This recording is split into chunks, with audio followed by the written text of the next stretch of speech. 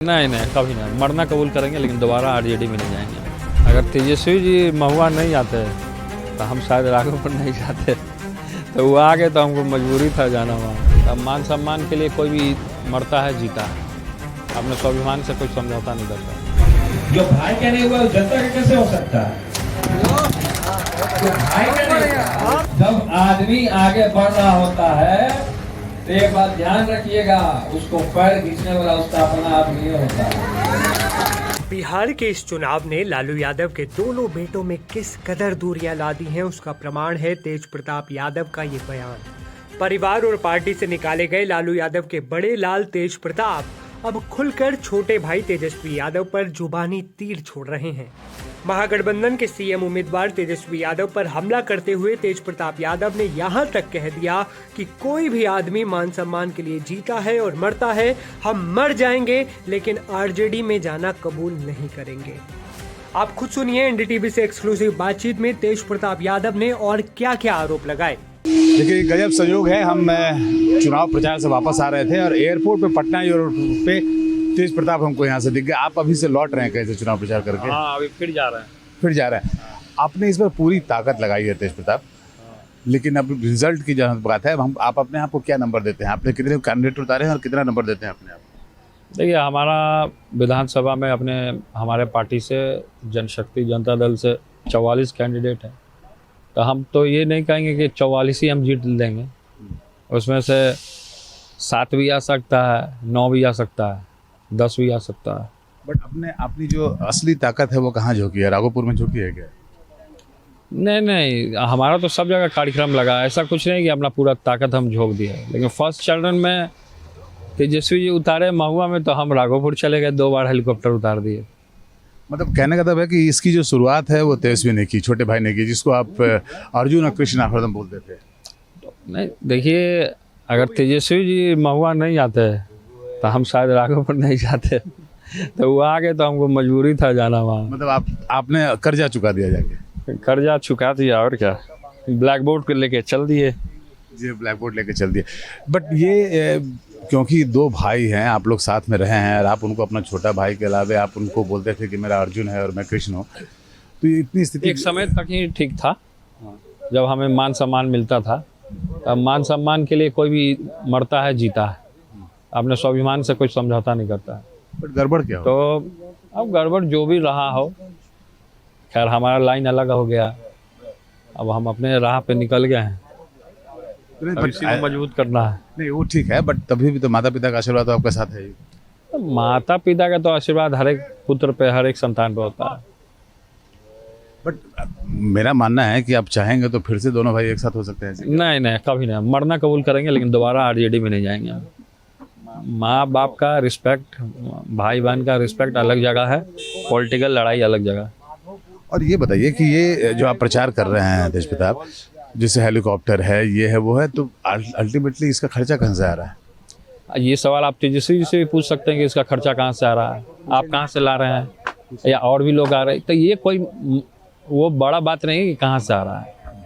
ये हम लोग का पार्टी, हम लोग चंदा किए हैं, उससे आ रहा है। तो अब कल आखिरी समय है चुनाव का, तो अब 5 बजे के बाद बंद हो जाएगा।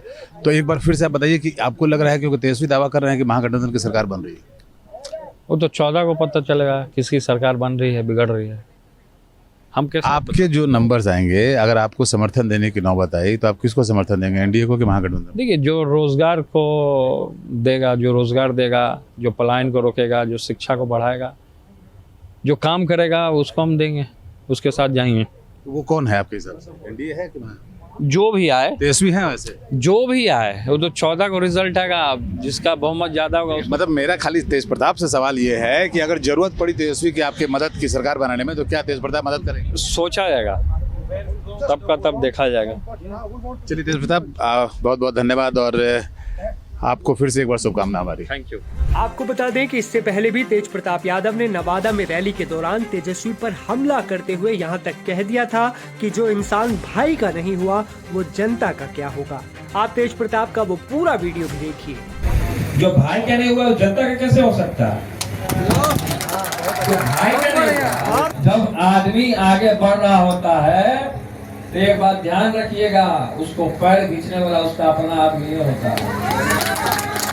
जो आदमी पैसा के पीछे भागा वो बर्बाद हुआ। ये बात सही है कि नहीं? हमेशा हम आशीर्वाद दिए, हम हमेशा बोले कि हम कृष्ण हैं, तुमको अर्जुन होने के नाते हम आशीर्वाद देते हैं। हम हमेशा आशीर्वाद दिए, लेकिन कृष्ण को ठग लिया। जो भाई का नहीं हुआ जनता का कैसे हो सकता है? जो भाई का नहीं हुआ, हमेशा हम आशीर्वाद दिए, हम हमेशा बोले कि हम कृष्ण हैं, तुमको अर्जुन होने के नाते हम आशीर्वाद देते हैं। हम हमेशा आशीर्वाद दिए, लेकिन कृष्ण को ठग लिया। चंदुआ सब मिल गया, दुर्योधन सब मिल गया। कृष्ण भगवान क्या किए? 5 ग्राम मांगने गए थे पांडवों के लिए हस्तिनापुर। क्या हुआ? सभाओं में दुर्योधन बोला कि इस ग्वाले को बांध दो, तो भगवान ने विराट रूप दिखाया। तो हम विराट रूप दिखाए ना, हेलीकॉप्टर उतारे यहाँ, अब दिखाए अपना ताकत। जनता आया, एकजुट हुआ, हमको बोला अरे उसका सभा में भीड़े नहीं है, ई नहीं है। तो जलने लगा सब। जो जमीन से जुड़ा हुआ रहेगा, जो गरीब गुरुआ का बात करेगा, उसको ये लोग शुरू से ये रिवाज रहा है, ये उन लोगों का स्ट्रेटेजी रहा है कि इसको दबा दो, दबा कर रखने का काम किया। उतार चढ़ाव राजनीति में आता है।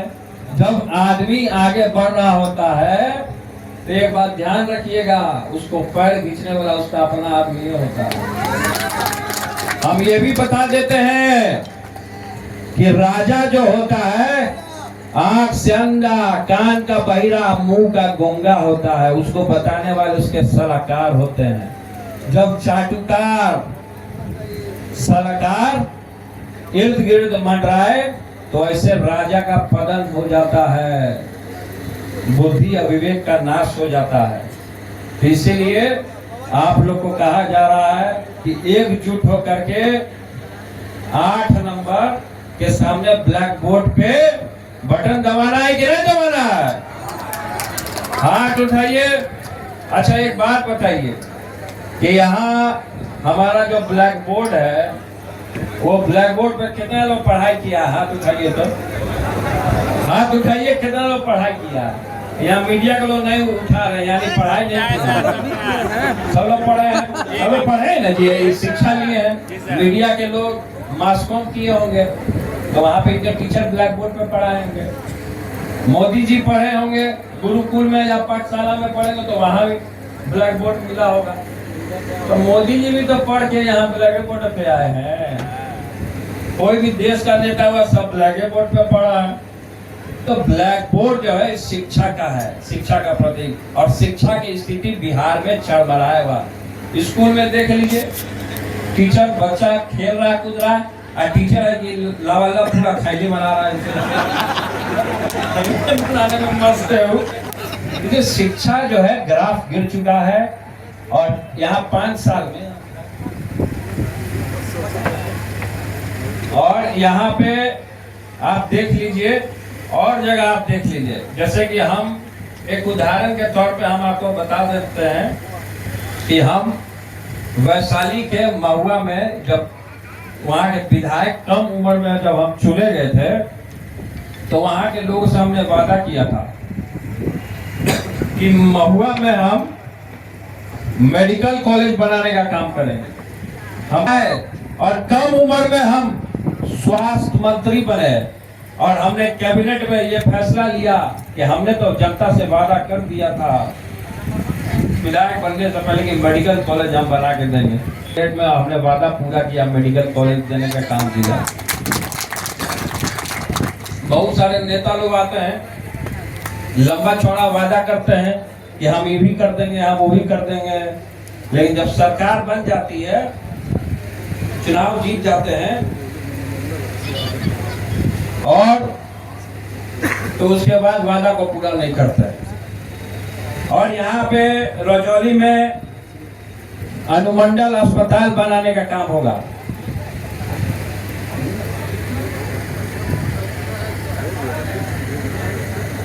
ये अनुमंडल अस्पताल जो है, जब हम स्वास्थ्य मंत्री थे तो हमने बनाने का काम किया था। और यहाँ पे जब ये जीतने का काम करेंगे, देखिए जो आदमी पैसा के पीछे भागा वो बर्बाद हुआ। ये बात सही है कि नहीं? आप लोग इससे कितने लोग सहमत है? धार जाइए तो टिकट बंटवारा हुआ, गए तो सीधे डिमांड होने लगा। जयचंद क्या किया? सामाजिक न्याय तो खत्म हो गया लालू जी का, सामाजिक न्याय बचा कहाँ? जयचंद सब कब्जा कर लिया, उसी के भुक्तभोगी हम भी हैं, उसी परिवार से आए। लेकिन हमारे साथ क्या हुआ? जो भाई का नहीं हुआ वो जनता का कैसे हो सकता है? जो भाई का नहीं हुआ, हमेशा हम आशीर्वाद दिए, हम हमेशा बोले कि हम कृष्ण हैं, तुमको अर्जुन होने के नाते हम आशीर्वाद देते हैं। हम हमेशा आशीर्वाद दिए, लेकिन कृष्ण को ठग लिया। जयचंदवा सब मिल गया, दुर्योधन सब मिल गया। कृष्ण भगवान क्या किए? 5 ग्राम मांगने गए थे पांडवों के लिए हस्तिनापुर। क्या हुआ? सभाओं में दुर्योधन बोला कि इस ग्वाले को बांध दो, तो भगवान ने विराट रूप दिखाया। तो हम विराट रूप दिखाए ना, हेलीकॉप्टर उतारे यहाँ, हम दिखाए अपना ताकत, देखो क्या ताकत। जनता आया, एकजुट हुआ, हमको बोला अरे उसका सभा में भीड़े नहीं है, ई नहीं है, तो जलने लगा सब। जो जमीन से जुड़ा हुआ रहेगा, जो गरीब गुरुआ का बात करेगा, उसको ये लोग शुरू से ये रिवाज रहा है, ये उन लोग का स्ट्रैटेजी रहा है कि इसको दबा दो, दबा कर रखने का काम किया। किसी ने ठीक ही कहा है कि राजनीति में कोई किसी का सगा नहीं, और ऐसा कोई नहीं जिसे राजनीति ने ठगा नहीं। और इन लाइनों को तस्दीक करती हैं तेज प्रताप और तेजस्वी यादव के बीच बढ़ती दूरियां। आपको क्या लगता है कि बिहार चुनाव के बाद तेज प्रताप यादव एक बार फिर लालू परिवार का हिस्सा होंगे या नहीं? अपनी राय आप हमें कमेंट में बता सकते हैं। पटना से प्रभाकर कुमार, NDTV इंडिया।